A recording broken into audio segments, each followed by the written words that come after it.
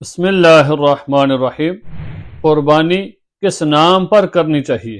اکثر لوگ اس میں غلطی کرتے ہیں، انہیں معلوم نہیں ہوتا کہ قربانی اصل میں کس نام پر کرنی ہے۔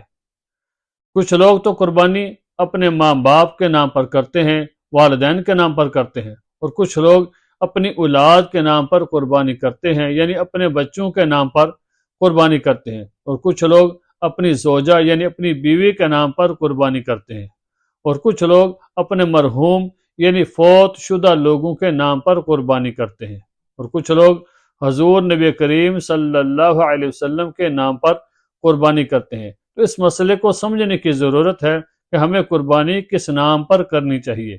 یاد رکھیں، قربانی واجب ہے، اور جس شخص پر قربانی واجب ہو اور اس کو ادا نہ کرے تو اس کے بارے میں حدیث کیا کہتی ہے، حدیث میں کیا ارشاد فرمایا گیا ہے، ذرا توجہ اور غور سے سنیں۔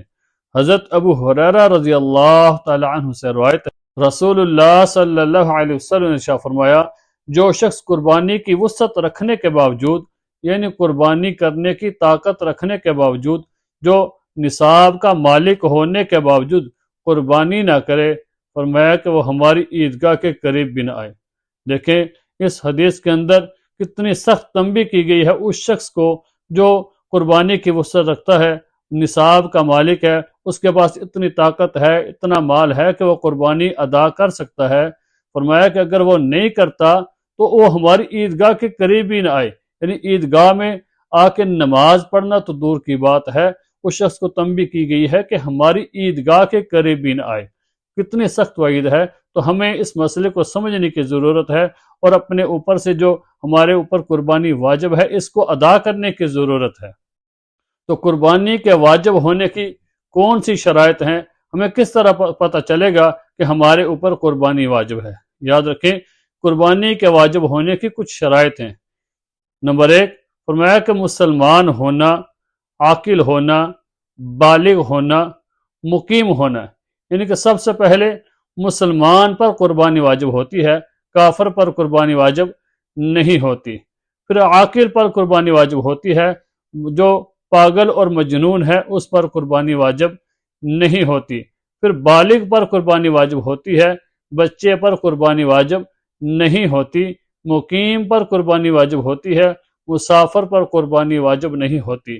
پھر اس شخص کی ملکیت میں 52 تولے چاندی یا اس کی قیمت کا مال ہو، یا ضرورت اصلیہ سے مال زائد ہو، یعنی کہ جو اس کی ضرورت زندگی ہے، جس کے ساتھ اس کی زندگی کا نظام چل سکتا ہے، اس کا گزارا ہو سکتا ہے، اس سے زیادہ جو اس کے پاس مال ہے تو اس مال کا بھی حساب کیا جائے گا، اس مال کی قیمت لگائی جائے گی۔ اگر وہ قیمت نصاب کو پہنچتی ہے تو اس کے اوپر بھی قربانی واجب ہوگی۔ پھر جو یہ قربانی کا نصاب ہے اس کے اوپر سال کا گزرنا ضروری نہیں ہے، جس طرح زکوٰۃ کے مال پر سال کا گزرنا ضروری ہوتا ہے، قربانی کے دنوں کے اندر قربانی کے لیے اس مال پر سال کا گزرنا ضروری نہیں، بلکہ قربانی کے 3 دنوں کے اندر جب بھی اس بندے کے پاس اتنا مال آ جائے کہ جس پر قربانی واجب ہوتی ہے تو اس بندے کو قربانی ادا کرنی چاہیے۔ اگر گھر کے سربراہ یعنی کسی مرد کے پاس اتنا مال ہے تو اپنی الگ قربانی کرے گا، اور اگر بیوی کے پاس، زوجہ کے پاس اتنا مال ہے تو وہ اپنی علیحدہ قربانی کرے گی۔ اگر بچوں میں سے کوئی بالغ ہے، اولاد میں سے اس کے پاس مال ہے تو اس کی قربانی علیحدہ ہوگی۔ جس شخص کے پاس اتنا مال ہو، جو نصاب کو پہنچتا ہو، جس کے اوپر قربانی واجب ہو، تو اس کو اپنی الگ سے قربانی کرنی پڑے گی۔ چاہے گھر کے اندر جتنے بھی افراد ہوں، اگر جتنے بھی نصاب کے مالک ہیں ان کے اوپر علیحدہ علیحدہ قربانی ہوگی۔ تو اس مسئلے کو سمجھنے کی ضرورت ہے کہ جو بندہ نصاب کا مالک ہوگا سب سے پہلے وہ اپنے نام پر قربانی کرے گا، اس کے بعد اگر اس کے پاس مال ہے تو وہ کسی دوسرے کی طرف سے قربانی کرنا چاہتا ہے تو جس کے لیے چاہے وہ قربانی کرے، وہ اپنے والدین کی طرف سے قربانی کرنا چاہے والدین کی طرف سے قربانی کرے، اگر حضور نبی کریم صلی اللہ علیہ وسلم کے نام پر قربانی کرنا چاہتا ہے تو قربانی کرے، لیکن سب سے پہلے جو اس پر اپنی قربانی واجب ہے اس واجب کو ادا کرنے کے بعد کسی دوسرے کے نام پر قربانی کرے۔